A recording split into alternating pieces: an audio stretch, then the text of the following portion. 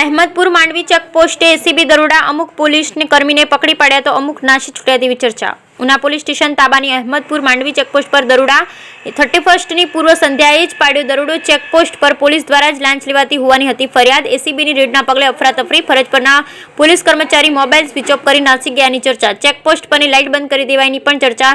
જોકે પોલીસના વહીવટદારને એસીબીની ટીમે દબોચી લીધાની માહિતી. એસીબીની ટીમ 3 ખાનગી કારમાં ત્રાટકી.